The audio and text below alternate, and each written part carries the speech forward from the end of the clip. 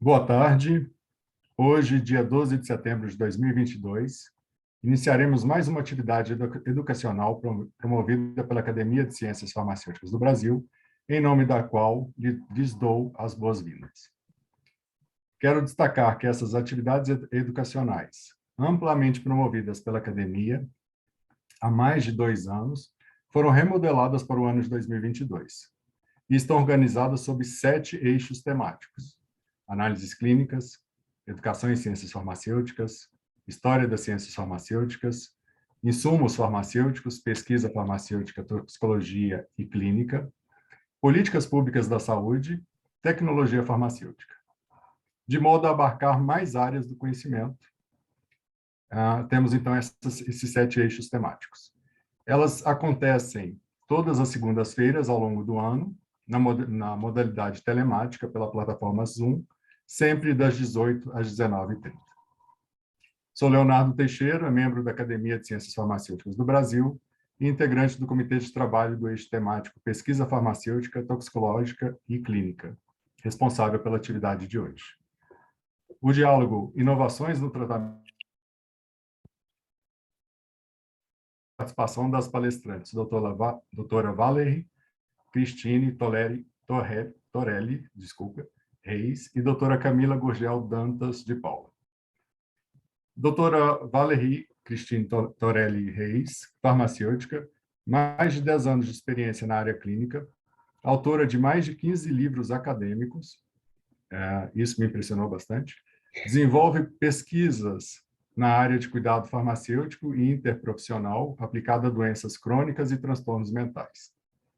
Professora adjunta da Universidade Federal da Paraíba, é idealizadora do Ambulatório Interprofissional e de Cuidado Farmacêutico da Universidade Federal da Paraíba, líder do Núcleo de Cuidado em Saúde da mesma universidade, membro permanente do Programa de Pós-Graduação em Saúde Coletiva da mesma universidade e do Programa de Pós-Graduação em Saúde da Família, Renasce. Consultora ad hoc do Conselho Federal de Farmácia, membro do Grupo de Trabalho GT, de Educação Permanente do Conselho Federal de Farmácia. Ela é mestre e doutora em Ciências Farmacêuticas pela Universidade Federal do Paraná. E também possui residência em atenção hospitalar com ênfase em farmácia clínica pela Universidade Federal do Paraná. A nossa outra convidada, a doutora Camila Gurgel Dantas de Paula, possui graduação em farmácia com habilitação em análises clínicas pela Universidade Federal da Paraíba. É especialista em atenção farmacêutica e farmacoterapia clínica e mestre em produtos naturais e sintéticos pela Universidade Federal da Paraíba. Atualmente é servidora da Universidade Federal da Paraíba, onde exerce o cargo de farmacêutica na farmácia escola, prescritoria de estágios, atendimento ao público interno e externo da instituição e atividades clínicas no ambulatório de cuidados farmacêuticos com foco em saúde mental.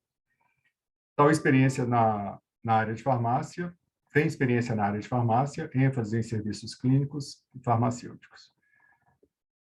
Essa atividade de hoje tem por objetivo abordar as inovações no tratamento da depressão e o uso da escetamina nasal, recentemente aprovada pelas autoridades, o FDA e a Anvisa também, e serão discutidos os mecanismos de ação, indicações, medicamentos autorizados, prescrição, manipulação desse medicamento. A nossa atividade tem previsão de 1h30 de tempo total, procuraremos estar dentro desse intervalo, e solicitamos aos participantes que formulem suas perguntas ou façam suas colocações no chat para que a gente possa, então, apreciá-las para debate. Então, para abrir a nossa atividade de hoje, nós convidamos, então, as nossas convidadas, a doutora Valerie e a doutora Camila Gurgel, para que iniciem as atividades. E antes ainda de passar, eu só queria dar uma explicação, o porquê desse tema. Vocês sabem que a teoria serotoninérgica da depressão foi estabelecida mais ou menos na década de 60, e por aí, então, a gente teve uma série de inibidores, de recaptadores de inibição de serotonina, e o que efetivamente tem ação, mas isso foi questionado recentemente por um artigo publicado, na revista molecular Psychiatry, aonde esse artigo diz que não há evidências suficientes para estabelecer essa relação entre serotonina e depressão, né? Mesmo assim, os autores colocam que esses medicamentos trazem, sim, benefícios e que eles devem continuar em uso, né? Que ninguém deva fazer a inibição, a parada de uso desses medicamentos. Temos também, agora, né, recentemente, nos Estados Unidos e em outros países, o uso muito divulgado da acetamina, né, clínicas de infusão de cetamina para o tratamento de depressão, e que aonde a acetamina trabalha, né, tem o seu mecanismo de ação por outro receptor que não a inibição de recaptação de serotonina e ou noradrenalina, como é o caso de alguns, né? Então, nesse sentido, então, convido as nossas palestrantes, passando primeiro a palavra para Camila Gurgel. Camila, fica à vontade. A palavra é de vocês. Obrigada. Boa noite mais uma vez. Pessoal que chegou agora, boa noite. Agradecer mais uma vez pelo convite também, né? Sempre muito bom estender um pouco aqui nosso horário de trabalho para falar sobre a nossa rotina e falar sobre tudo que a gente ama fazer como farmacêutico. Estão me ouvindo? Tranquilo, né? Tá, obrigada. E obrigada pelo convite, eu acho que um tema super pertinente para o mês que a gente está vivendo agora, né, celebrando o Setembro Amarelo, então parabéns também pela escolha do tema. Eu e a professora Valerie, nós estamos aqui à toa, né, ela coordena, como já foi falado no currículo, o Ambulatório de Cuidado Farmacêutico aqui na Universidade Federal da Paraíba, e ela não só coordena como docente, mas ela também atua como farmacêutica clínica, então ela faz as duas coisas, e eu sou uma das farmacêuticas clínicas da equipe. Vou explicar para vocês aqui um pouquinho como é que funciona um pouco o nosso serviço, e a gente dividiu mais ou menos assim, vou começar essa apresentação falando tanto do nosso serviço, né, trazendo uma abordagem assim, mais prática realmente, para vocês entenderem que o farmacêutico pode sim estar inserido nesse contexto, né, interprofissional, de fazer sugestões para um profissional prescritor, enfim, então a gente consegue fazer isso, nós temos mais de 150 pacientes ativos no momento, inclusive, e aí, posteriormente, a professora Valerie vai fazer a apresentação dela, complementar a apresentação com foco realmente no tratamento, digamos, né, inovador, foco na esquetamina, enfim. Então, trazer para vocês um pouco da nossa prática, né, para vocês entenderem o motivo pelo qual a gente está aqui, né, a gente não foi chamada à toa, realmente a gente atua diretamente na área da saúde mental, principalmente depressão e ansiedade. Tá? Deixa eu só passar aqui.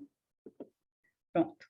Como eu falei, nada mais pertinente, né, para o mês de setembro, onde a gente está celebrando o Setembro Amarelo, do que falar de depressão, né, que tem um foco realmente no tratamento, de inovação de tratamento, novas abordagens terapêuticas. Eu acho que nos últimos 2 anos, né, 2 anos e meio, com o surgimento da pandemia, da Covid-19, nunca foi tão falado, nunca foi tão debatido e discutido, né, batido tanto nessa tecla da saúde mental, como nesses últimos 2 anos, enfim, depois da pandemia. Estamos vivendo, na verdade, mas, enfim, né, graças a Deus melhorou bastante, mas é só a gente colocar no Google, buscar notícias, e a gente se depara com várias coisas desse tipo, né?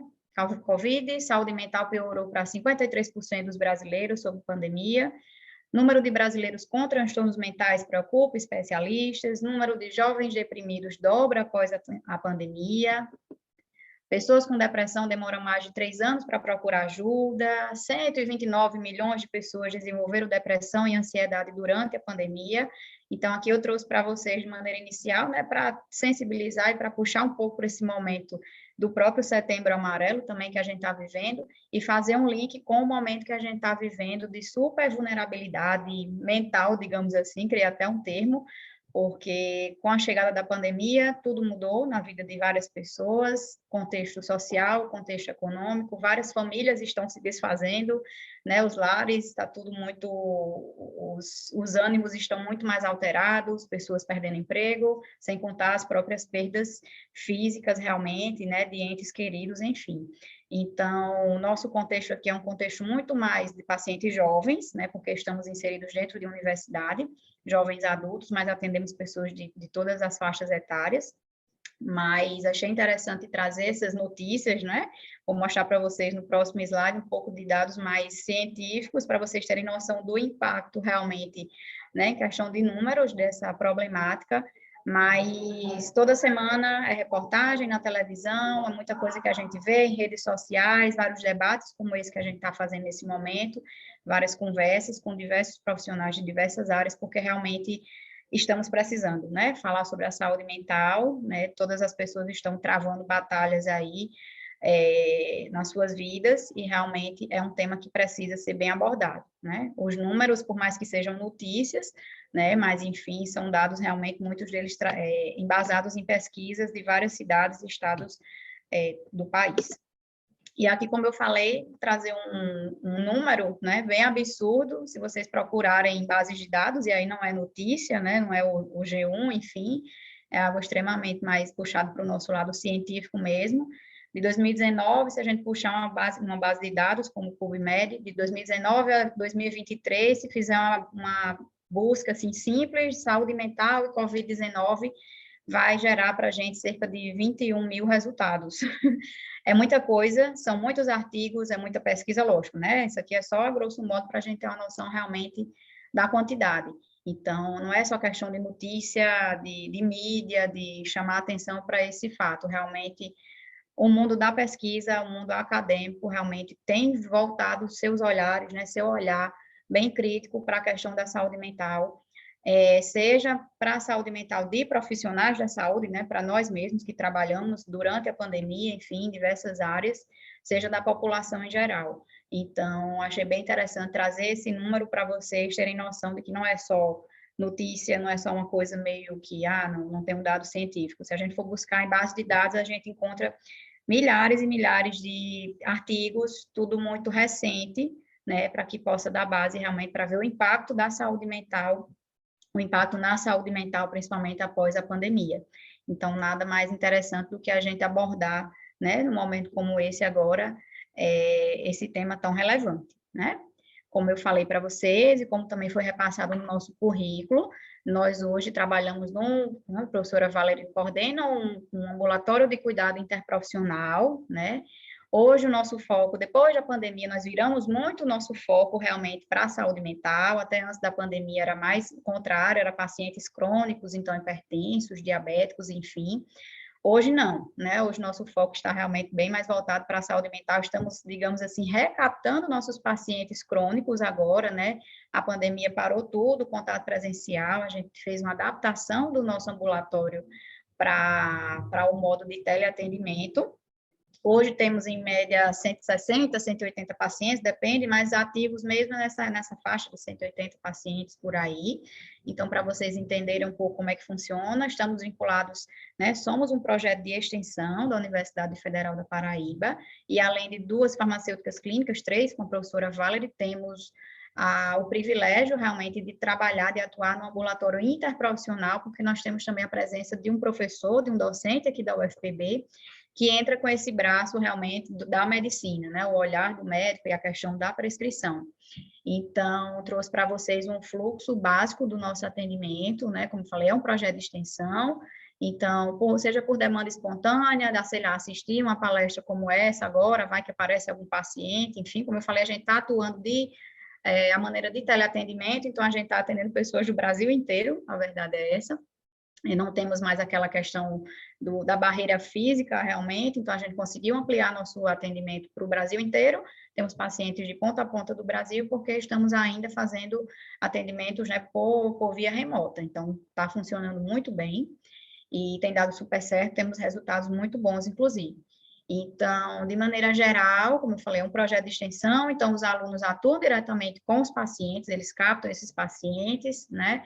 Fazemos uma avaliação geral, coletamos dados desses pacientes, né? Sejam eles vindos de indicação de outra pessoa, ou de assistir uma palestra como essa, ou de ver alguma postagem em redes sociais. E aí, no primeiro momento, o aluno extensionista, né, tem esse contato, faz uma avaliação geral. São aplicados questionários, né, que já são validados para usar no rastreamento da saúde mental, tanto para depressão quanto para ansiedade. E aí, no segundo momento, sim, uma das farmacêuticas clínicas entra para fazer a anamnese farmacêutica. A primeira consulta propriamente dita é com nós, farmacêuticas, tá? Fazemos essa consulta, fazemos uma anamnese, entendemos todo o contexto daquela pessoa, não só focado nos dados, né, dos questionários, são dados mais objetivos, números. Então, a gente tenta entender um contexto geral realmente. E aí, posteriormente, dependendo do resultado, a gente faz o encaminhamento para uma consulta interprofissional. E aí, sim, nesse momento, entra o profissional médico, que aí vai fazer todo, né, vamos repassar todo o caso, e aí, dependendo da conduta dele, a gente faz sugestões também, a gente faz sugestões farmacêuticas, dependendo da conduta dele, vai ser prescrito um medicamento ou não, enfim, tá? E aí, o diferencial do serviço é realmente o acompanhamento. A gente faz acompanhamento direto dos pacientes, tá? Principalmente hoje em dia pelo WhatsApp, também por chamadas de vídeo, então essa pessoa não sai daqui com a prescrição eletrônica, aí vai embora e fica tomando medicamento e só renovando receita. O nosso serviço não é um serviço de renovação de receita, e sim de cuidado farmacêutico, né? A gente tem até problema com pessoas que vêm de outros serviços porque não entendem, querem só chegar e pegar uma receita, renovar e ir embora.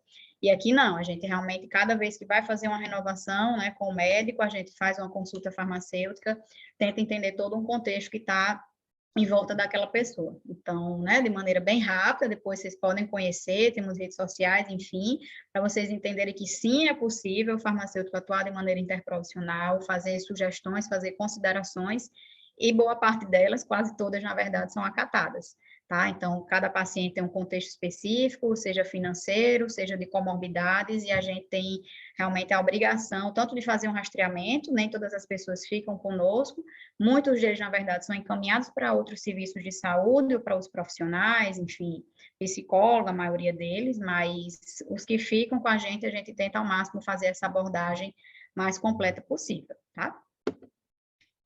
No geral, os transtornos mentais prevalentes no nosso serviço, né, no nosso atendimento, são transtornos voltados para a ansiedade, né, transtornos depressivos também, e o transtorno afetivo bipolar, e aqui eu fiz um link com o transtorno, né, depressão, enfim, porque no fim das contas, chega um momento que ao longo do acompanhamento, às vezes depois de meses e anos de acompanhamento, é que a gente consegue realmente, com os sinais e sintomas ali que estão surgindo naquele paciente, consegue entender que, na verdade, aquele transtorno depressivo era um momento depressivo, na verdade, do transtorno afetivo bipolar. Mas, enfim, basicamente, né, já tivemos outras situações também, esquizofrenia, mas hoje em dia nosso foco de atendimento realmente está nessa, principalmente transtornos de ansiedade e transtornos, né, depressivos, enfim. E como eu falei anteriormente, a gente consegue sim, mesmo que ainda estejamos, né, de forma virtual, fazer um bom acompanhamento, um bom segmento e oferecer o cuidado de uma forma realmente bem qualificada, né? As pessoas às vezes estão saindo de outros serviços e vindo para cá justamente por isso, porque já tem a noção que aqui o atendimento é realmente bem diferente. De maneira geral, a gente achou interessante também, né, para o pessoal que está chegando agora, não sei como é a questão de se são alunos ou se já são formados, enfim, o perfil das pessoas que estão assistindo essa palestra, mas é interessante também a gente trazer um pouco de parte conceitual, né, então, de maneira geral, episódio depressivo maior, né, é um período que é caracterizado com a duração de pelo menos 2 semanas, onde a pessoa apresenta 5 ou mais dos seguintes sintomas abaixo, né, então, humor deprimido, anedonia, né, essa falta de prazer de fazer as coisas que até um tempo atrás gostava muito, né, a insônia ou hipersonia, então não necessariamente uma pessoa com depressão vai estar dormindo demais ou dormindo, enfim, dormindo de menos, pode ser as duas situações, alteração no apetite ou no peso, ou ganhando peso demais ou perdendo peso demais, retardo ou agitação psicomotora, baixa energia no geral, né, dificuldade para fazer as coisas, falta de concentração, aqueles pensamentos de inutilidade ou culpa, pensamentos recorrentes sobre morte ou suicídio. Né? Esses critérios são critérios já bem estabelecidos para se fechar um diagnóstico de episódio depressivo, enfim. Lembrando que nós não somos, né, os profissionais responsáveis por diagnosticar, mas na anamnese farmacêutica a gente usa como base os critérios diagnósticos, justamente para fazer a nossa anamnese, para fazer o nosso texto e apresentar para o profissional prescritor que é no segundo momento, né, na consulta interprofissional. Então, quando a gente faz toda aquela anamnese, o texto que a gente vai repassar para ele, tudo, já deixa muito claro que esses sintomas, né, que são normalmente associados ao episódio depressivo, eles estão presentes naquele paciente. Um momentinho. Não, acho que eu fechei aqui. Então, a depressão, entrando agora na parte, né, da importância de se entender em que momento esses tratamentos inovadores, eles são utilizados, né, em que situações, por exemplo, a encetamina, ela vai ser usada para todo mundo, ou tem umas situações específicas, né? Então, entrando no contexto da depressão refratária ao tratamento, ela geralmente se refere a episódios depressivos, né, maiores unipolares, ou seja, com aquele componente bipolar não está presente, que são altamente resistentes ao tratamento, e não respondem de maneira satisfatória a muitos regimes, né, de tratamentos sequenciais. Então, no geral, pacientes que não respondem ou não toleram também, ou que recusam, inclusive, né, no geral, é o seguinte, antidepressivos, que é o tratamento, digamos, básico, né, a primeira linha de tratamento, então, após vários ensaios, após várias tentativas, com várias classes de antidepressivos, medicamentos, né, diferentes classes também, incluindo, inclusive, realmente, opções mais antigas, que estão até em desuso, inclusive, muitas vezes, lança mão de associações de medicamentos, mas, enfim, pessoas que não respondem ou não toleram, ou se recusam também a seguir tratamento com essas opções de medicamentos, quando também, mesmo associando medicamentos adjuvantes, né, por exemplo, antipsicóticos, ou o próprio lítio, que é um estabilizador de humor, então essas pessoas que não conseguem dar andamento ao tratamento com esses medicamentos adjuvantes também entrariam nesse grupo de depressão refratária ao tratamento. Quando também não toleram ou não conseguem ter boas respostas com a psicoterapia adjuvante, a gente já sabe hoje que a importância da psicoterapia em várias situações, então muitas pessoas saem daqui realmente com encaminhamento formal mesmo, papel mesmo, formal, para que façam terapia, busquem terapia, a gente sabe também da dificuldade de acesso, a questão de custo e tudo, mas a nossa obrigação é pelo menos alertar para a importância, né, dessa terapia adjuvante, né? Quando também não respondem a outras técnicas, digamos assim, né, que não só na questão ambulatorial, voltada para uso de medicamento, por exemplo, estimulação magnética transcraniana repetitiva, pelo menos um curso, a própria terapia eletroconvulsiva, então, pelo menos um curso também, que aí vai incluir, né, utilização bilateral de eletrodos, né, normalmente quando os pacientes não melhoram, com a colocação unilateral, realmente, dos eletrodos. Então, são nessas duas últimas situações aqui, opções, digamos assim, né, um pouco mais, de nível um pouco mais elevada, que a gente está falando muito mais do nosso contexto ambulatorial. Eu vou falar mais à frente, o último slide, eu vou mostrar para vocês como seria, de maneira geral, realmente, esse passo a passo, né, do segmento de pacientes que têm depressão e ansiedade, enfim, normalmente depressão mesmo, que a gente precisa fazer esses tipos de associações. Mas, enfim, trouxe para vocês aqui 6 opções, digamos assim, de 5 opções de situações onde realmente os pacientes se enquadrariam naquele grupo de depressão refratária, quando não respondem a diversos tipos de terapias. Então, normalmente, a abordagem padrão para o manejo da depressão refratária, né, inclui avaliar o paciente para confirmar realmente se tem a depressão unipolar, pode ser um componente também da depressão bipolar, determinar também se distúrbios comórbidos, né, estão presentes, se requerem um tratamento específico, e também avaliar a adesão ao tratamento, né, tanto atual quanto passado. A gente sabe que a adesão ao tratamento, realmente, principalmente nessas situações que envolvem a depressão, no geral, a gente tem que ficar realmente, fazer um acompanhamento muito próximo desses pacientes, porque a tendência é que, até por efeitos colaterais que podiam até ser de fácil manejo, realmente com orientações simples, essas pessoas têm a tendência até a abandonar os tratamentos. Então, como eu falei, o acompanhamento farmacêutico de maneira bem próxima é super importante nesse sentido também, né? Para evitar que a pessoa abandone o tratamento por um simples ajuste de dose que poderia ser feito, né? Então, no manejo da depressão refratária ao tratamento, o cenário vai depender da gravidade, logicamente. Então, no geral, episódios mais leves a moderados são tipicamente tratados em regime ambulatorial, né? Mais que a gente está debatendo aqui, né, nesse momento. a minha parte, pelo menos, né? E episódios mais graves ou mais realmente complicados de que não conseguiram obter sucesso com outras opções, seriam manejados, né, em regime de internação. Então, como eu falei para vocês, existem degraus que a gente sobe no acompanhamento ambulatorial de pacientes com depressão.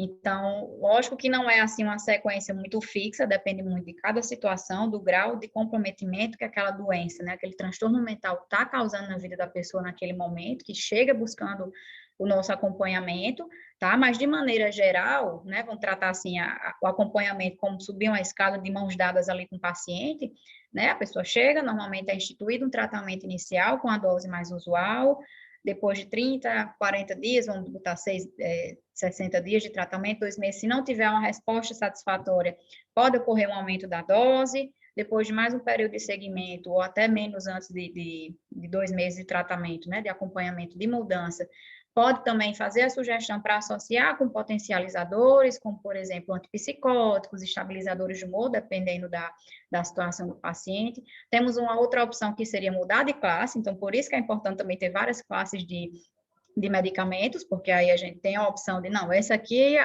o seletivo, né, inibe a recaptação de serotonina, não está funcionando, depois de 6 meses de tratamento, ou menos, enfim, depende muito da situação. E aí a gente pode, sim, fazer a sugestão para o prescritor fazer alteração por outro tipo de classe de medicamento, né? Em outra situação também existe a opção de associar as classes de medicamento. Então, não é assim como eu falei para vocês, não é um degrau realmente fixo atrás do outro. Em muitas situações, nem sempre as pessoas iniciam o tratamento com a dose usual, já inicia com a dose realmente um pouco mais elevada. Se o medicamento tem a dose inicial ali 50 miligramas, às vezes ele já precisa de cara iniciar com 100. Depende, lógico, do grau de comprometimento, né? E dependendo dos sinais e sintomas associados, a gente também já faz sugestões para que ele inicie o tratamento, mesmo que seja a primeira vez na vida.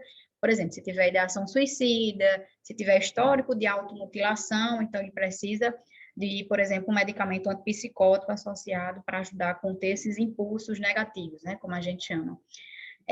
Então, assim, como eu coloquei essa interrogação aqui, não é uma receita de bolo que a gente vai seguindo realmente o passo a passo aqui com uma escadinha muito fixa. Às vezes pode ser um pouco mais misto realmente esse acompanhamento, mas de maneira geral é isso. E o farmacêutico tem super respaldo e a gente consegue, sendo muito sincera com vocês, fazer todo tipo de sugestão dentro desses 5 degraus aí que eu mostrei para você e muitos outros, na verdade, né? Coloquei de maneira geral. Então, vamos supor que a pessoa, né, caminhe todos esses degraus, suba todos esses degraus e não consiga obter sucesso, né, a nível ambulatorial, trocou classe de medicamento, incluiu medicamentos potencializadores, enfim.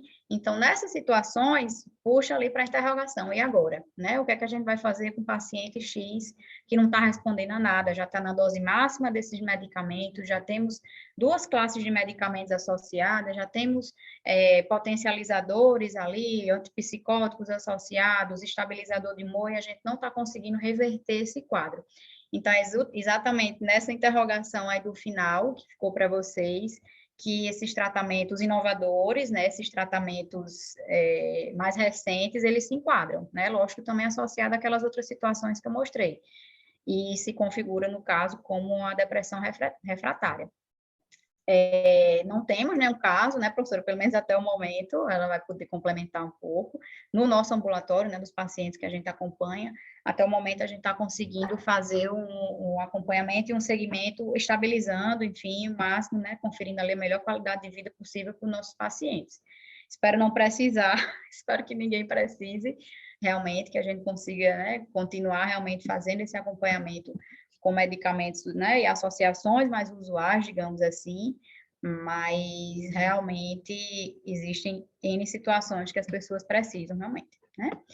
E você vai agora ter que colocar a tua apresentação aí, né? Eu tenho que parar a minha. Isso, Camila, muito obrigada.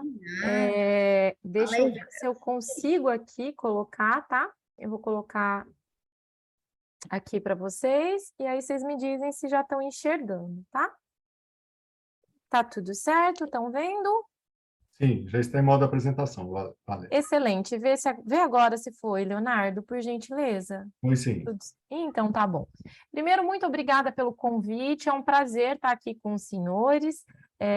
né, várias figuras renomadas, então é um grande prazer estar aqui com vocês hoje. Boa noite a todos, todas e todes.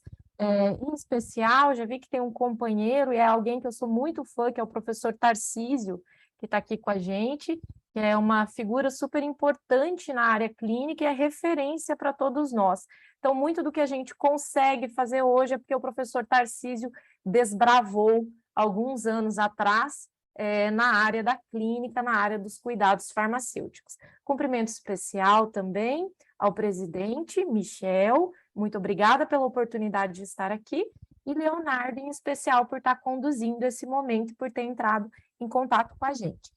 Vamos começar, gente? A Camila ela deu uma introdução sobre por que é importante a gente falar sobre questões relacionadas aos transtornos mentais. E por que não tem como a profissão, não tem como o farmacêutico, não tem como os profissionais de saúde mais fugirem disso.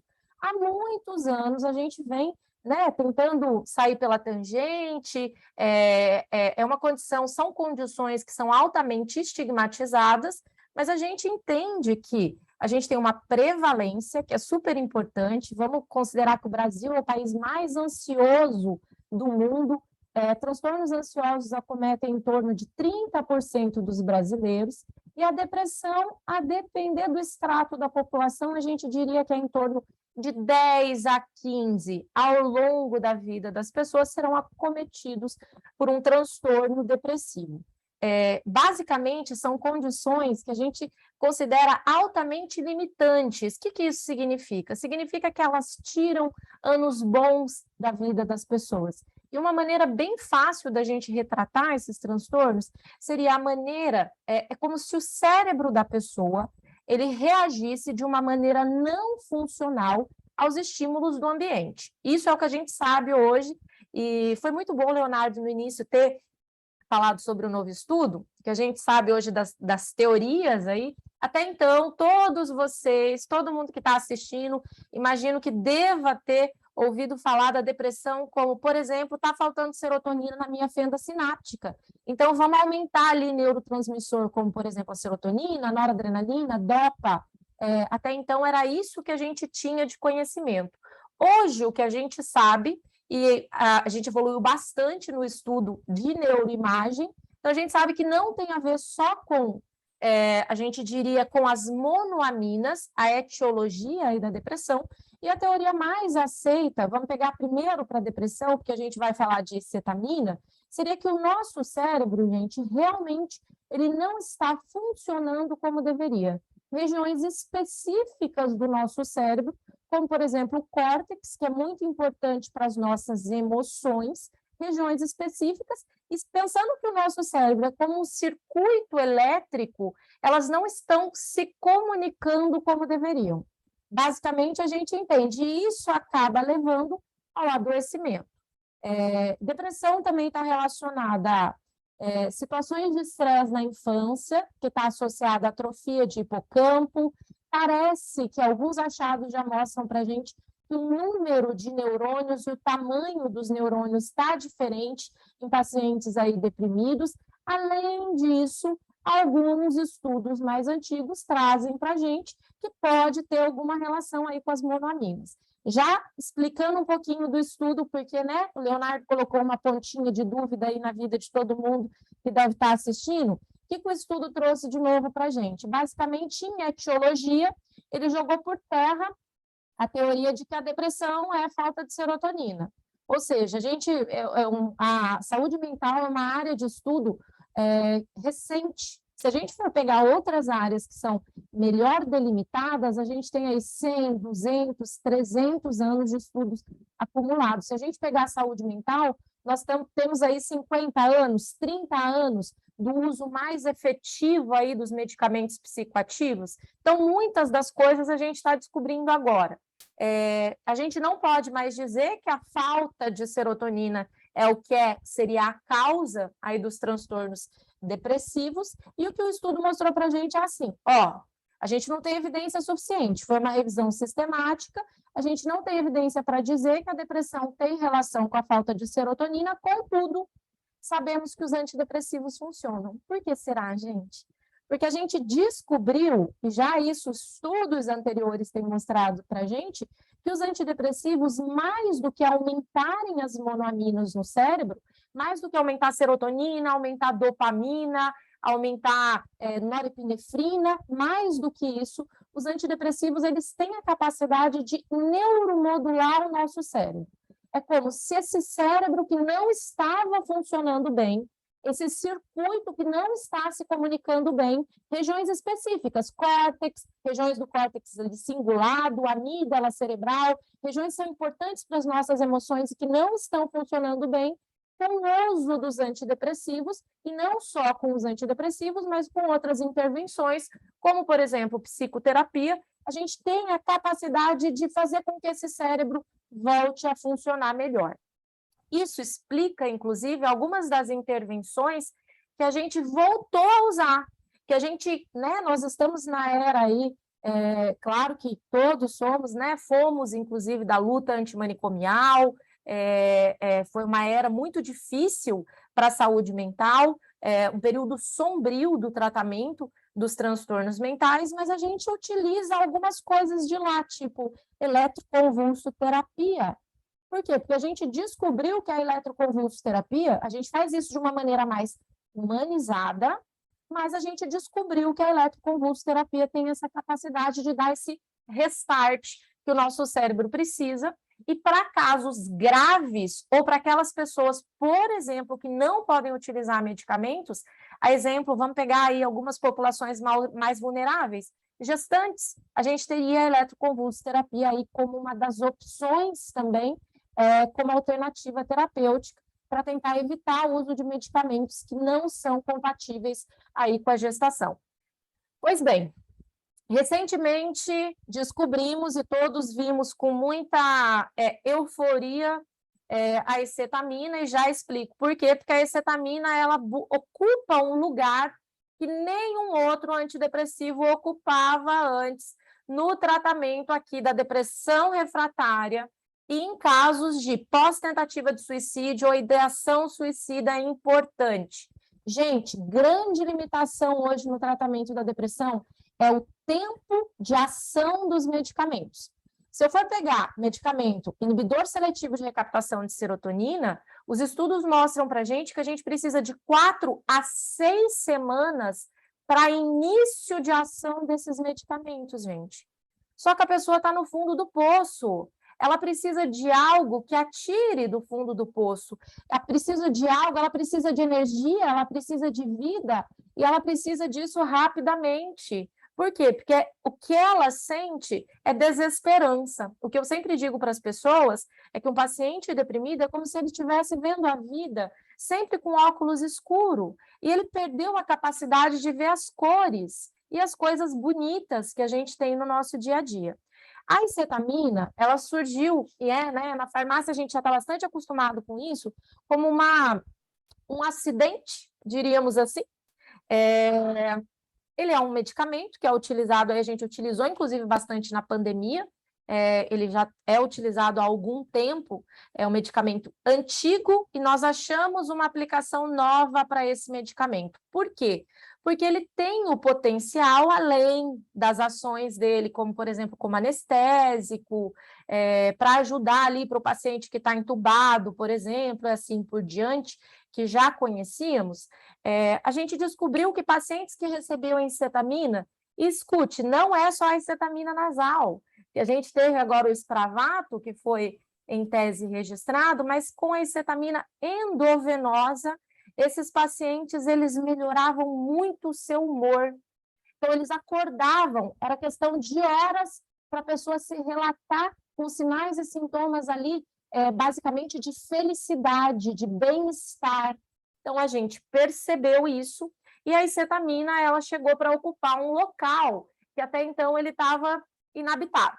O que a gente tem hoje? Camila mostrou. A gente tem antipsicótico para depressão refratária, e alguns antipsicóticos, eles têm, inclusive, efeito antidepressivo, como, por exemplo, a quetiapina, um antipsicótico de segunda geração, mas que já tem efeitos antidepressivos já bem consolidados. A gente tem também, para casos pós-tentativa de suicídio ali, a gente tem o lítio, que é bem sedimentado nisso, em depressão refratária, e também pós-tentativa de suicídio, ele tem essa capacidade de segurar impulso, melhorar a ideação e, além disso, para tentar potencializar ali um antidepressivo que não está funcionando. A acetamina, ela surge nesse contexto. Basicamente, o que a gente sabe da acetamina? Mecanismo de ação, ele não é completamente definido, mas o que a gente entende é que ele age em uma cascata, já que ele age em vários receptores, tá bom? Ele tem uma ação aqui não só em um receptor específico, mas em vários. Exemplo, ele tem efeito agonista de receptor opioide, e isso explica por que a acetamina tem um bom efeito analgésico.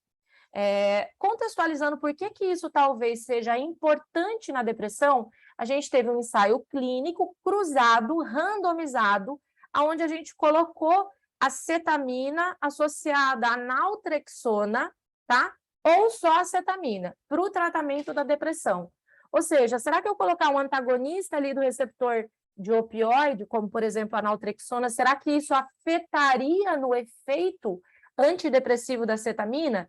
E a gente descobriu que, dentre os pacientes que receberam, claro que é estudo pequenininho, 12 pacientes que completaram, né, era estudo cruzado, ou seja, o mesmo paciente ele recebia cetamina mais naltrexona, depois ciclo só com cetamina.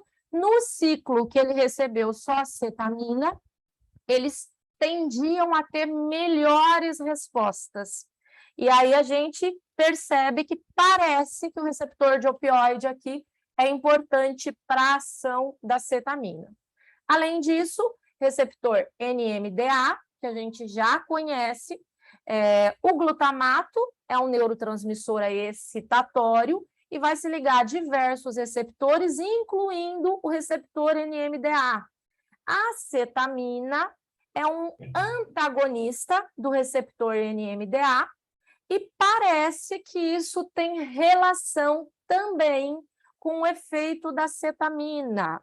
Parece que utilizar a acetamina em doses aí um pouco maiores do que 0,2 miligramas por quilo, e aí a comparação nesse estudo foi entre mistura racêmica, ou seja, o isômero S e o isômero R, ou utilizar só o isômero S, que tem maior capacidade de ter efeito antagonista aqui no NMDA, e parece que aquelas pessoas que utilizaram o isômero S tiveram uma resposta maior.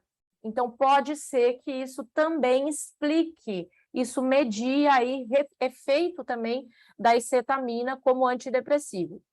Além disso, a gente tem o receptor AMPA, que está envolvido também na neurotransmissão do glutamato, e parece que as ações nesse receptor são importantes aí para mediar efeito aí na depressão, tá? Então, ó, primeira coisa, a acetamina, ela tem efeito em vários receptores, em especial a gente fala aí nos que mediam, nos que estão relacionados à ação do glutamato, o que é diferente de tudo que a gente tem como antidepressivo, que a gente age em monamina, e basicamente a gente já tem estudo de neuroimagem mostrando que pacientes que fizeram acetamina, lembra que eu falei que o que a gente mais acredita hoje é na teoria das redes neurais, em tese que o cérebro de um paciente que está em depressão, ele é um cérebro que não está respondendo de maneira funcional ao estímulo do ambiente, é um cérebro que não está se comunicando de maneira adequada. Basicamente, a acetamina parece melhorar, ativando ali o córtex cingulado anterior e aumentando a conectividade entre a ínsula e a rede de um modo padrão ali. Então, basicamente, ou seja, melhora a conectividade do cérebro, parece atuar nisso de uma maneira rápida. O que é mais impressionante na acetamina, gente? Mais impressionante é a rapidez de efeito, ou seja, a gente fala aí de antidepressivos que a gente precisava de semanas a meses para ter um bom efeito, a acetamina tem um efeito de horas, tá bom? Em horas a gente percebe um efeito importante. Via de administração, a gente descobriu isso com a acetamina, intravenosa. Então, a gente descobriu isso como um acidente, mas a gente viu que outras vias parecem que são adequadas para a administração. Dentre as vias já estudadas, a gente tem via nasal, né? A gente tem uma absorção bacana. Além disso, via oral, o problema da via oral é estabelecer dose adequada para ter efeito na depressão, por conta do efeito de primeira passagem, via subcutânea e também administração sublingual. O que a gente tem no mercado hoje em uso, a gente tem a cetamina, tanto ela na mistura racêmica, como ela só no isômero ativo para administração intravenosa, e agora a gente tem a administração também nasal, tá bom? Qual seria a dose adequada da cetamina ou escetamina, né, do isômero, já que a gente já tem a formulação de isômero, para administração por via intravenosa? Basicamente, a gente percebe que seria em torno de 0,5 miligramas por quilo de peso, tá? Isso seria infundido ao longo de 40 minutos. E a frequência de administração, que é uma outra questão que é muito importante se pontuar, seria de 1 a 2 vezes por semana, por 8 a 9 semanas. Nem tudo são flores, né? Da mesma maneira que a escetamina, ela tem um efeito muito rápido para reverter os sinais e sintomas de depressão, parece que esse efeito ele não é duradouro. Então, parece que o efeito ele é bem importante ao longo dos primeiros 15 dias, ao longo aí do primeiro mês, e depois a gente tem um declínio do efeito. Por que é importante a gente falar? Gente, cetamina veio como uma droga adjuvante. Ela não veio para substituir nenhum antidepressivo que a gente tem no mercado. Basicamente, o padrão é você manter o paciente com o tratamento antidepressivo, então lá com inibidor seletivo de recaptação de serotonina ou inibidor de recaptação de serotonina e noradrenalina, e caso ele não tenha a resposta adequada, que a gente convive com isso todos os dias, ou que ele está passando por um episódio ali pós-tentativa, pós-múltiplas tentativas de suicídio, e vale a menção que nós estamos aí em setembro, né? Ontem, inclusive, foi o dia de prevenção mundial ao suicídio. A escetamina, ela surge nesse contexto como uma alternativa pós-tentativa de suicídio para a gente reverter, melhorar rapidamente os sinais e sintomas de depressão. Dose intranasal. Aqui a gente chegou no Spravato. Spravato veio para o Brasil e todo mundo, né, ansioso, e a Camila colocou, hoje a gente não tem nenhum paciente utilizando Spravato. Ambulatório SUS, pacientes classe média baixa, né, abaixo, uma população primordialmente universitária, um medicamento que chega no Brasil a um custo de R$ 2.400. Então, pois bem, claro que a gente tem uma super alternativa, mas é uma alternativa que ainda é limitada para a maioria da população. O Spravato surge em uma formulação bem bacana. A dose para administração intranasal preferida, apontada pela maioria dos estudos, é a dose de 50, mas a faixa de resposta geralmente varia de 50 até 100 miligramas. Por isso, o Spravato, ele chega com dose para 28, para 56 ou para 84 miligramas em administração. Tá bom? Ele chega no Brasil caro, então, de novo, né, limita bastante o consumo. A administração, a dose inicial é em torno de 56 miligramas, então, 50 miligramas aí que a gente viu nos estudos que a gente tem, que parecem estar associados a uma boa resposta. Durante ali a gente tem até 4 semanas, em sessões ali, geralmente 2 sessões de tratamento por semana. Já na semana 5 a 8, vai depender da resposta do paciente.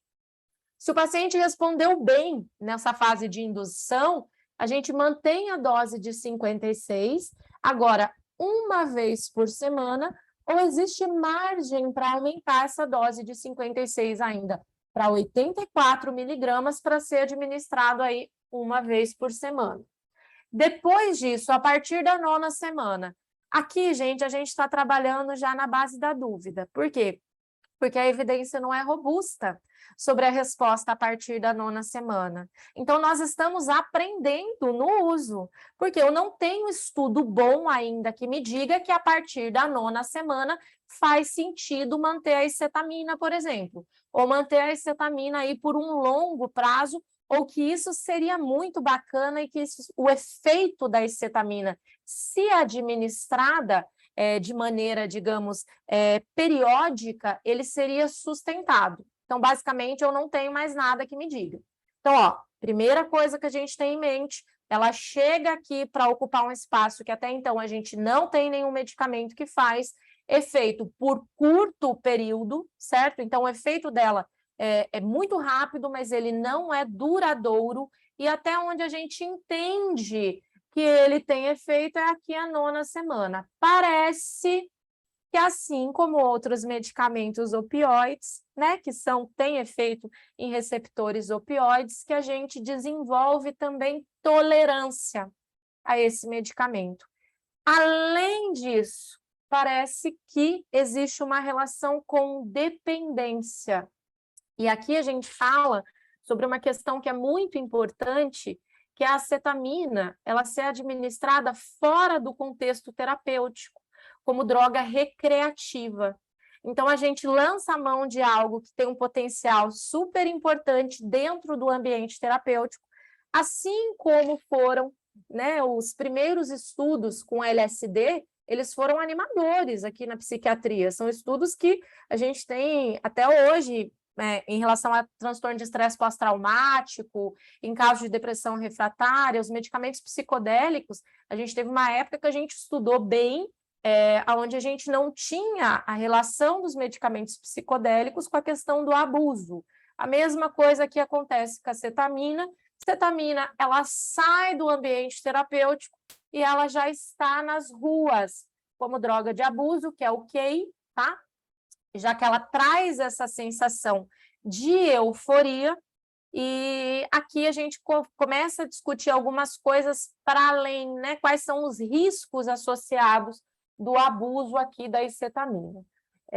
A gente tem uma resposta rápida, em torno de 40 a 120 minutos, parece que a resposta ela é bem importante, tá? Em pelo menos 50% dos pacientes, e é aquilo que a gente falou, parece que o efeito ele começa a declinar, a pessoa começa a voltar a ter sinais e sintomas de depressão a partir ali do 14º dia, em torno do 10º a 14º dia. A gente não tem estudo bom ainda em longo prazo, e a gente não sabe, basicamente, será que os efeitos eles são sustentados?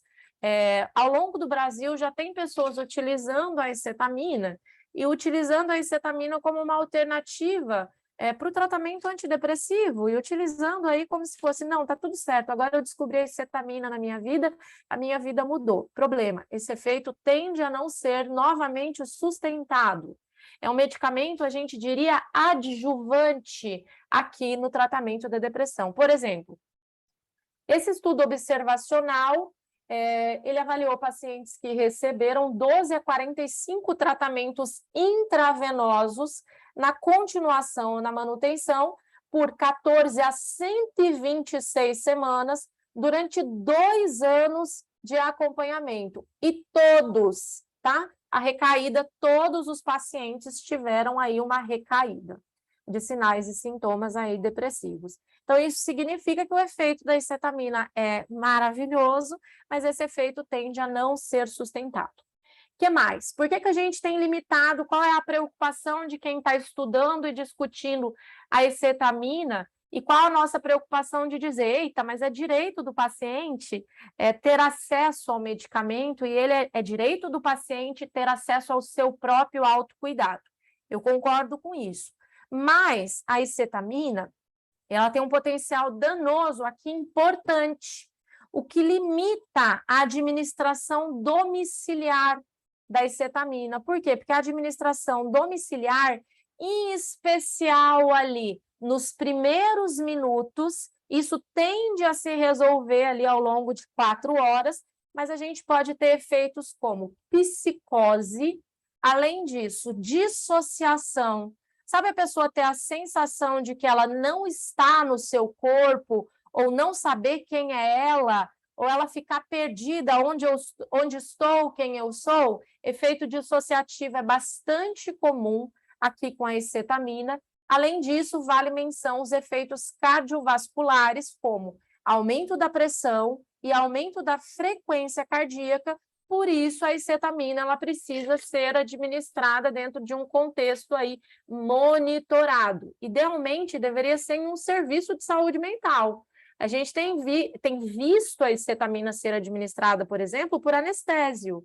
E será que a gente tem o preparo adequado para cuidar desse paciente, para compreender o que está acontecendo? Será que é o profissional adequado para estar nesse contexto? Então, idealmente, deveria ser em serviços de saúde mental. Outras reações importantes aí da escetamina, a gente colocaria ansiedade, visão turva, tontura, dor de cabeça, náusea e vômito. Isso em curto prazo. Isso é ali, dentro das 4 horas que a pessoa vai passar ali na clínica, que ela vai receber ou a administração intravenosa, ou que ela vai receber o medicamento ali por via nasal, e ela vai esperar esse período, ela vai ficar lá sob observação. Se a gente considerar o risco, quais são as reações aí, no médio e no longo prazo, aí a gente começaria a pensar um pouquinho melhor sobre a questão da escetamina. Por quê? Porque ela pode ter esse efeito de euforia, efeito alucinogênico, transitório. Então, caracteriza aí um medicamento que pode ser utilizado aí para abuso, pode levar à dependência, tá? E ao uso fora do setting ou fora do ambiente terapêutico. Além disso, alguns estudos já trazem que esse uso repetido pode estar associado, isso aqui é estudo em bicho ainda, a gente não tem estudo em vivo comprovando, até porque a gente tem um medicamento muito novo. Lembra que os estudos de reação adversa, a gente tem médio e longo prazo, estudos de utilização, tá?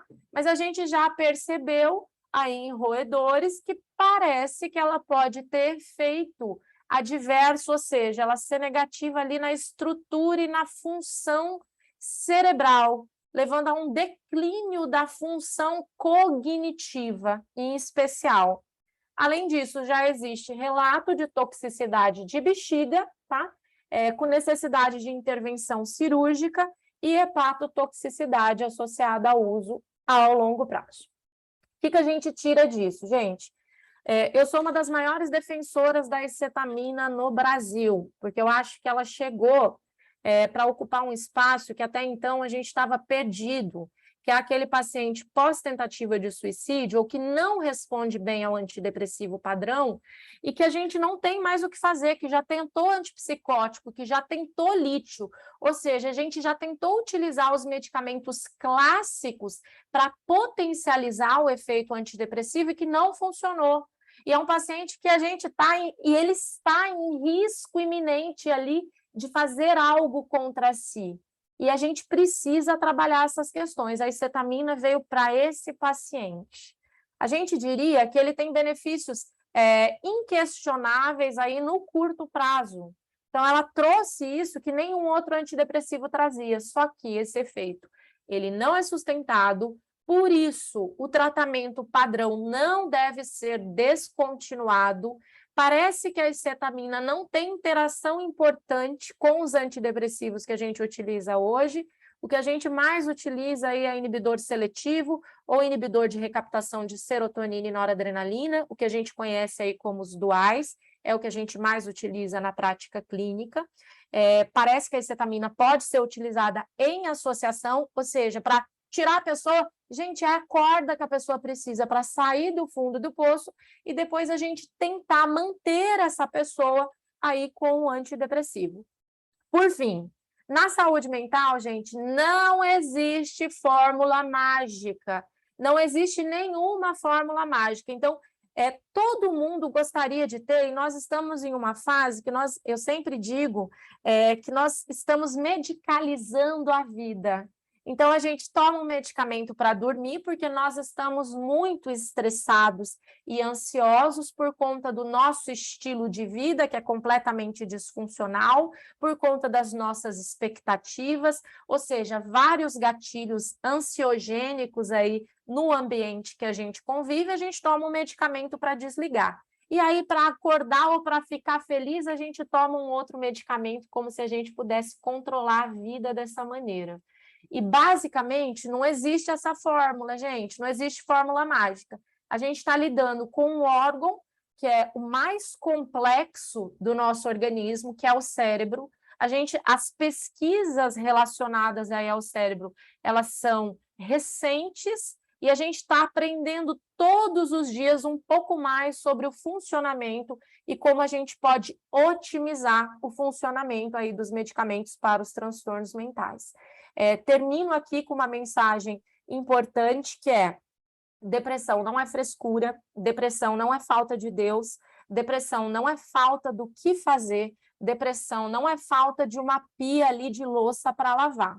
Nós, como profissionais de saúde, em especial agora no setembro, e parabéns pela iniciativa de vocês, a gente tem que, na verdade, formar adequadamente os nossos alunos e os profissionais que estão aí na prática para trabalhar desestigmatizando os transtornos mentais e, na verdade, para mostrar que, se tratados adequadamente, e eu vou citar o exemplo da depressão, gente, se tratada adequadamente, na maioria dos casos, tá? Não são em todos, mas na maioria dos casos, a gente considera a depressão uma condição curável, onde eu tenho remissão completa de sinais e sintomas. Obrigada, mais uma vez, obrigada por estar aqui com vocês hoje, e eu abro, então, para perguntas, para que a gente possa discutir um pouquinho sobre essas inovações, ou que vocês ficaram de dúvida, sobre a atuação do farmacêutico. Fiquem à vontade. Obrigado, doutora Valerie. Obrigado, Camila. Excelentes apresentações.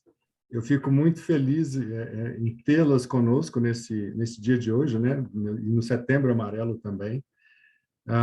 Vocês colocaram situações muito importantes e mostraram o contexto do profissional farmacêutico, né? Na atuação do profissional nesse tema tão importante e relevante, né? No momento atual e para a nossa sociedade.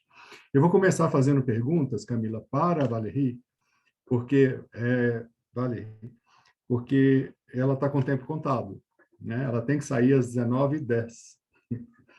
Então, Valerie, hoje a gente está vendo nos Estados Unidos e alguns países um aumento expressivo de clínicas de infusão de cetamina, né? Certo. A minha preocupação a gente sabe que a utilização de cetamina intravenosa, pelo menos aqui no Brasil, pelo que eu saiba, e aí você me corrige se eu estiver errado, a gente só tem a mistura de isômeros, né? A mistura racêmica. A gente já tem a mistura isolada. Bom. Eu não sabia.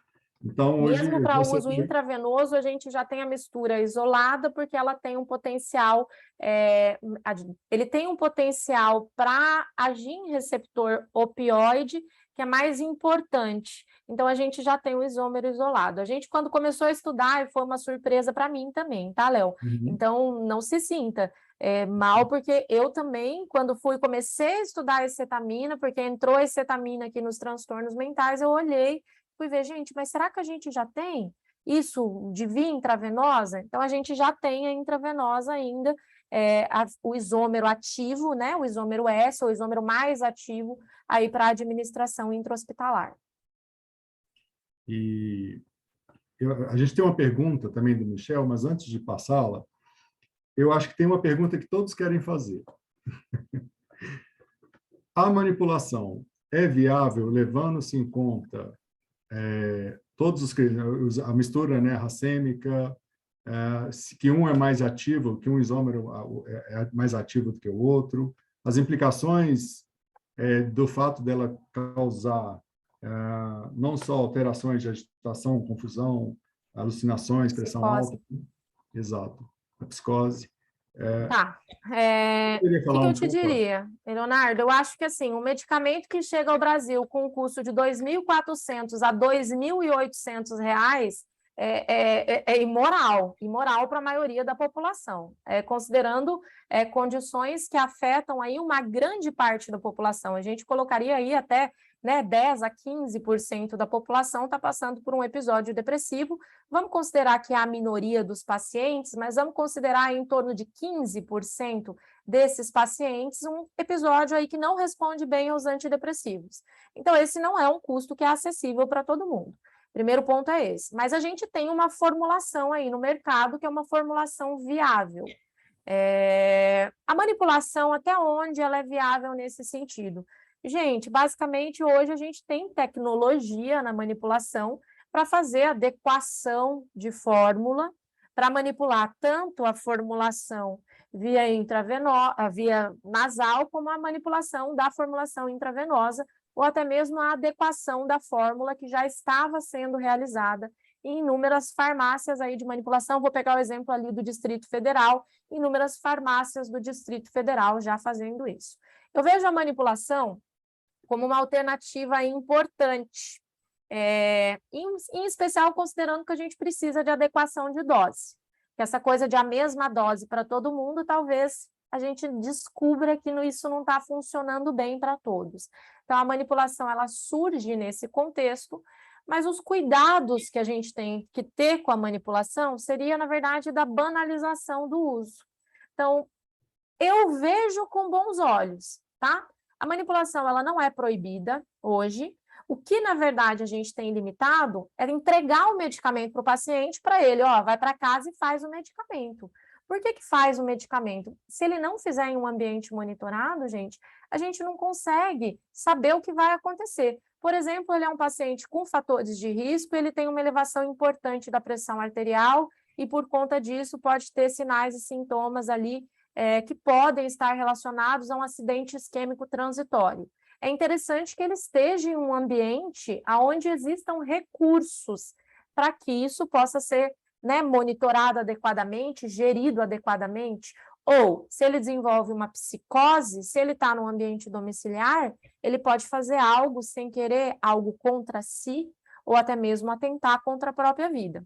Então, o que eu te diria é para tentar não sair muito pela tangente, mas também não me comprometer demais, eu acho que é meu bem e meu mal. Meu bem seria, a gente tem uma formulação que veio com um custo absurdo para o Brasil, tá? Que é o Spravato, além de vir com uma formulação com um custo absurdo, que ainda não é coberto pelo SUS e nem pelos planos de saúde, que a gente espera que exista esse movimento aí com o tempo. A farmácia de manipulação tem esse potencial de popularizar, já que a gente tem uma formulação barata no mercado e já que a administração, inclusive intravenosa, ela é tão efetiva quanto a nasal. Então, talvez a gente nem precise pensar na administração nasal.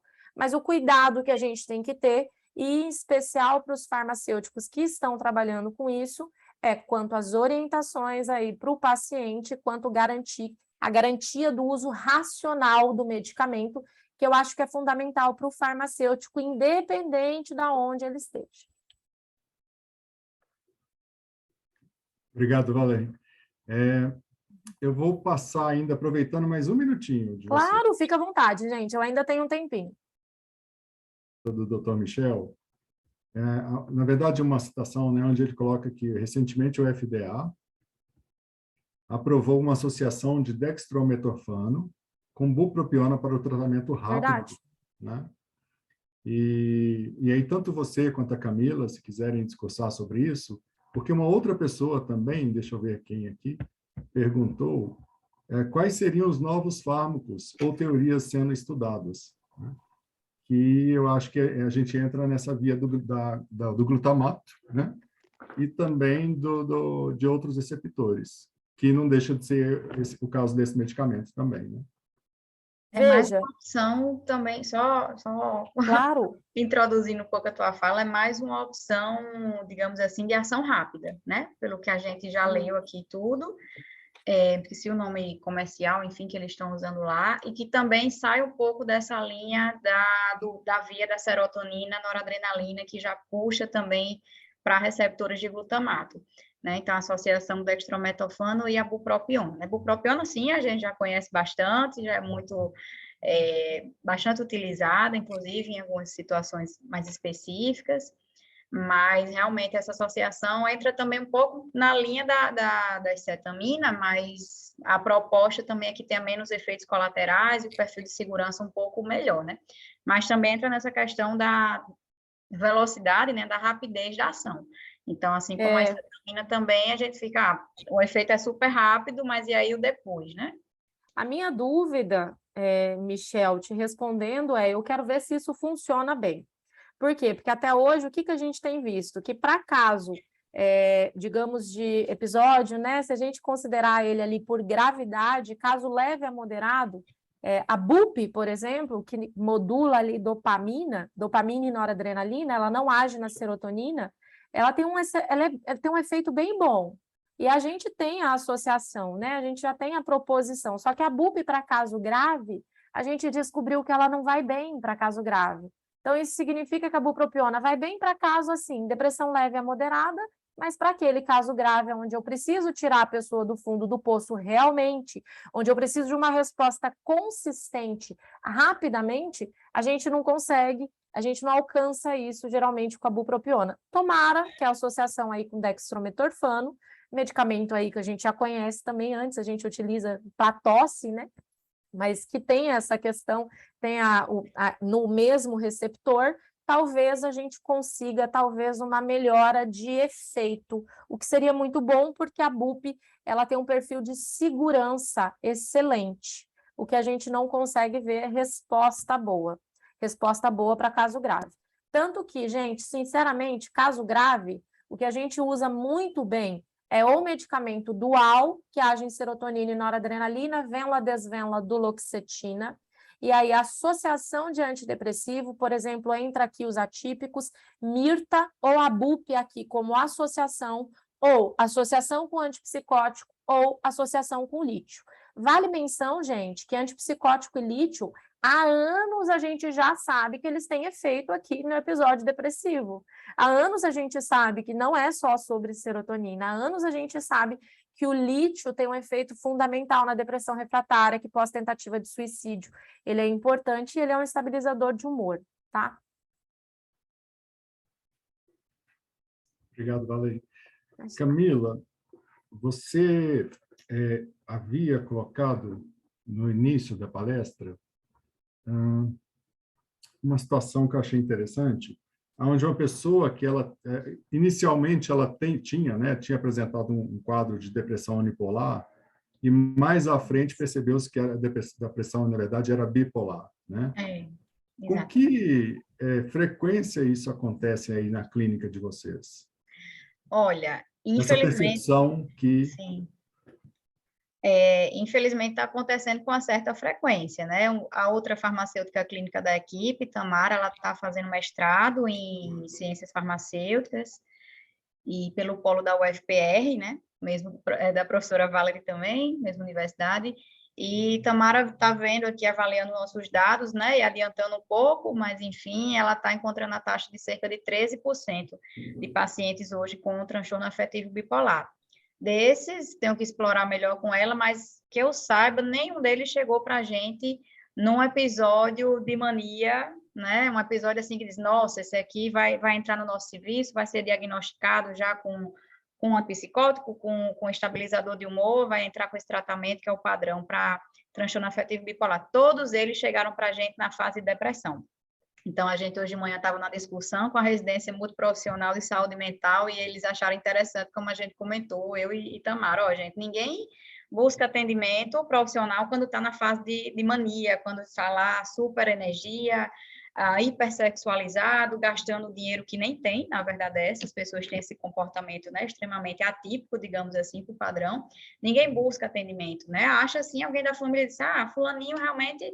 endoidou, surtou, o que é que está acontecendo com esse menino? Ganhou muito dinheiro, que está gastando tudo, até o que não tem, comprando um bocado de roupa, comprando, gastando tudo no iFood, e estou dando exemplos clássicos aqui, que são pessoas que chegam, depois de um tempo, trazendo essas situações para a gente. E as pessoas só chegam aqui atrás de atendimento quando estão na fase depressiva, quando estão lá embaixo realmente, quando não conseguem sair daquele buraco literalmente, estão se isolando, chorando com frequência, ou vêm por conta própria, né, para o atendimento, ou alguém da família realmente puxa pela mão e diz, ó, eu estou precisando que vocês atendam tal pessoa, ele quer ser atendido, mas enfim. Então, normalmente, não é questão de testar ou não, tá, gente? Mas normalmente essa situação, né, o transtorno afetivo bipolar, o episódio de mania, essa ciclagem que a gente fala, né, saiu daquele episódio de depressão para entrar, o episódio depressivo para entrar mais na mania, enfim, acontece, a gente já está percebendo quando está entrando com um antidepressivo, né? Então, assim, provavelmente todo mundo que chega, né, que tem um diagnóstico, que precisa realmente fazer uso de medicamento, está tomando ou um seletivo ou um dual. E aí, normalmente, principalmente com os duais, a gente está percebendo, né? A gente já viu realmente que é quando abre esse episódio de mania realmente, principalmente em dose um pouco maior. Por exemplo, desvenlafaxina, inicia com 50, fica bem, aí dá uma caída e tudo, depois de uns meses de tratamento, precisa realmente aumentar essa dose da desvenla para 100. E aí, poucos dias, poucas semanas depois, a pessoa já apresenta esses sintomas que são muito característicos de transtorno afetivo bipolar. Né? Segundo o UpToDate, tem pessoas, tem situações, né, que demora realmente anos para um transtorno afetivo bipolar não TAB ser diagnosticado. Então, realmente é difícil. Aqui a gente está tendo uma resposta até um pouco mais rápida, enfim, né, para perceber essa ciclagem, né, essa virada no quadro, e aí, consequentemente, precisa de outros medicamentos associados, mas é impressionante como realmente, assim, é muito claro para a gente, o comportamento muda muito, queria que vocês entendessem isso, o comportamento muda muito, então, sai de um episódio bem para baixo, bem depressivo, e depois abre essa exacerbação, digamos assim, de comportamento, foge muito do normal. Dado de literatura, em torno de 30% dos pacientes com depressão, a maioria dos pacientes com transtorno afetivo bipolar, eles procuram os serviços de saúde quando eles estão em um episódio depressivo. E a Camila refletiu isso muito bem. Camila trouxe o lado todo prático, eles fazem realmente isso. Por quê? Porque a hipomania é uma sensação de euforia, dormir pouco, conseguir fazer várias funções ao mesmo dia, várias coisas.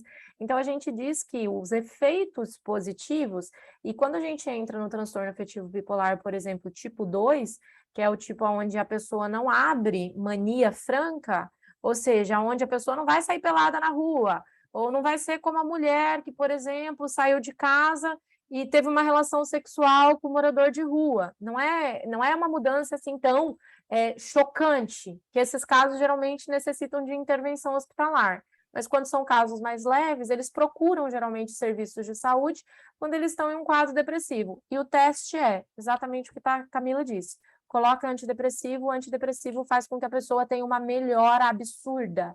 Antidepressivo para ter ação, gente, 4 a 6 semanas, inibidor seletivo. Inibidor de recaptação de serotonina na noradrenalina, 2 semanas a gente já consegue perceber alguma resposta. O paciente chega para a gente, Camila já viu alguns casos assim, depois de uma semana com antidepressivo e diz, é a melhor, eu estou me sentindo como eu nunca me senti na vida, é a minha melhor sensação. Alguma coisa não está bem, alguma coisa não está bem. É o momento de ficar com o pé atrás e começar a pensar, eita, será que era um quadro de depressão maior mesmo? Ou será que era um transtorno afetivo bipolar? Todo mundo acha, é muito fácil diagnosticar transtorno afetivo bipolar. Mentira! A taxa de transtorno afetivo bipolar é baixa. Mentira de novo, é mais alta, inclusive, do que o que a gente tem aí relatado. Então, a gente tem uma taxa alta e pode demorar até 10 anos para o diagnóstico inequívoco, tá? Eu estou aqui com felicitações, parabenizações a vocês. A primeira delas, pelo professor, só um minutinho, pelo professor Tarcísio Palhano. Ele parabeniza pela escolha do tema e por vocês, né, a apresentação, de forma especial a colega Camila, pela maneira entusiasta com que fala.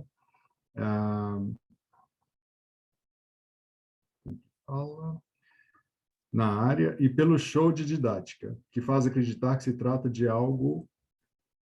A minha tela está travando, e por isso eu estou tendo aqui um pouco de dificuldade. Professor Tarcísio, obrigada, viu? Você sabe que todo mundo aqui é muito seu fã, e mais do que isso, que você que impulsionou esse movimento aqui, viu? Não, eu tô até vermelha aqui, né? A quilômetros de distância, não dá para vocês verem, mas eu tô super vermelha, emocionada, porque, professor Tarcísio, o senhor que não sabe, eu fui servidora da UFRN durante 3 anos, eu trabalhava na farmácia escola da UFRN, né? Não me formei lá, formei aqui em João Pessoa, mas enfim, né? O senhor é super referência na área e foi ótimo trabalhar naquele ambiente onde todo mundo, os alunos e os próprios docentes da instituição respeitam bastante o seu trabalho, então obrigada, né, pelas contribuições e pelos elogios, estou feliz. Temos felicitações aqui também do nosso presidente, Michel Kfouri, da Tânia Lima da Silva, e de outra a Silvana Chiavegato, e a Yasmin também. Bom, dessa forma, gente, nós estamos indo ao final.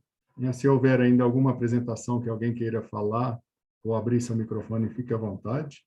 Mas, de antemão, eu agradeço, ao Vidode também está aqui agradecendo, parabenizando os palestrantes. Então, acho que nesse setembro, né, amarelo, fique aí essa conscientização. E eu achei muito interessante também pelo fato de que estão colocando a cetamina como a solução, né, de todos os problemas. E isso foi mostrado e demonstrado claramente aqui.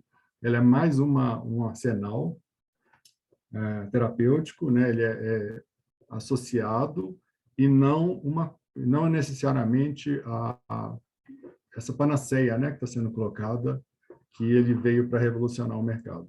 Ele tem aplicações específicas, causa com o tempo também a diminuição da sua ação, então a gente vai ter aí necessidade de mais pesquisas, novos medicamentos e assim por diante, né? Camila Gurgel, Valérie, Cristine, né? Obrigado novamente. E para encerrar, eu só vou fazer a leitura aqui. Eu acho que ninguém levantou a mão, não é? Então, passando então para os momentos de finalização, eu vou...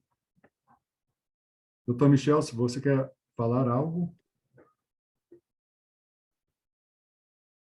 Eu queria mais uma vez parabenizar aí as palestrantes e você pela condução.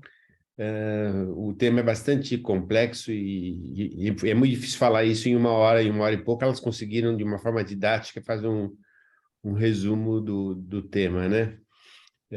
Muito obrigado, foi um prazer tê-las aqui conosco, né? E eu acho que o tema foi bastante adequado para o mês que vivemos e para nos atualizar aí com relação a essas novas drogas que estão aparecendo aí, né? Acho que a gente faltou falar um pouquinho só das anfetaminas, o tal Venvance que se usa muito hoje em dia também. Não sei se a doutora Valéria ou a Camila podem falar sobre isso. Anfetamina é um mundo à parte, Michel. Acho que é uma coisa que é um problemão que a gente está criando para a gente. Por quê? Porque a gente medicalizou a sociedade e agora todas as pessoas que eu conheço do mundo, elas se identificam com sinais e sintomas de TDAH. O Venvance, ele veio para ocupar um espaço que a gente tem no mercado que é muito importante. Os medicamentos estimulantes aí para o TDAH, eles são importantes. Por quê? Porque quando a gente não consegue com outras alternativas, como, por exemplo, a própria bupropiona melhora a atenção, mas nesse caso, quando a gente não consegue, a gente usa anfetamínicos, eles são boas alternativas. E a lisdexanfetamina, que é o Venvance, ele tem um perfil de segurança que é um pouco melhor do que o que a gente já tinha, que é a Ritalina. Então, ela veja, se indicada adequadamente, eu acho bacana. Mas o que eu diria é que a gente está vivendo uma epidemia de pessoas querendo o Venvance, mas e não é porque é TDAH. Gente, está todo mundo um pouco esquecido pós-Covid. Isso é Covid longa. Está todo mundo um pouco esquecido porque a gente está cansado. A gente tem 1000 atribuições. Eu estou na minha, basicamente, essa. A quarta ou quinta é a atividade do dia, e eu ainda tenho mais uma defesa de mestrado daqui a pouco. Ou seja, a gente está cansado, e o nosso ritmo, ele basicamente está adoecedor, e a gente quer medicamento para uma vida fantástica, mágica, não precisar dormir, conseguir passar em concurso e assim por diante. Então, eu vejo hoje o abuso da Lisdexa, como a gente viu com outros anfetamínicos aí, como, por exemplo, a gente teve para emagrecer o Femproporex. A diferença que a gente tem hoje da Lisdexa é que a Lisdexa é um pouco mais cara, o que limita um pouquinho. Mas, por exemplo, no ambulatório, vou pegar o exemplo aí do nosso recorte, tá, de pacientes. A gente já atendeu mais de 500 pacientes. Desses mais de 500 pacientes que tinham indicação clara e que a gente optou por iniciar um medicamento aí estimulante para TDAH, nesse tempo todo foram dois. Então, o problema, na verdade, não são os serviços de saúde mental, serviços que avaliam o paciente com cautela. O problema é o nutrólogo prescrevendo Lisdexa para as pessoas emagrecerem, porque ela, inclusive, tem como reação emagrecer. Na verdade, o endócrino prescrevendo Lisdexa, porque não, se você está esquecido, a Lisdexa vai melhorar muito a tua vida. É médico ou outros profissionais de saúde tomando Lisdexa para virar plantão, e a Lisdexa para acordar, Rivotril para dormir. Então, é um problemão, mas um dia vai ser um prazer estar aqui com vocês para falar mais sobre isso, sobre TDAH e, na verdade, sobre tratamentos e sobre abuso de medicamentos. Valéria, obrigado novamente, obrigado, Camila Gurgel. Eu quero encerrar essa atividade agradecendo a todos em nome da Academia de Ciências Farmacêuticas do Brasil, e de maneira especial, né, as doutoras Valerie e Cristine Torelli Reis. Você viu que eu tenho dificuldade de falar seu nome, principalmente o Cristine. Juntamente com a doutora Camila Gurgel Dantas de Paula. E antes de finalizarmos, convido a todos a abrirem suas câmeras para saudarmos com palmas as palestrantes, e que a gente possa, então, fazer a foto deste momento tão importante. E aí nós vemos rostos amigos, Carlos Vigotti, Marta de Lana, Silvana. Encerramos agora a nossa transmissão. Um grande abraço. Até a próxima. Obrigado de novo às palestrantes. Foi um excelente evento. Obrigado.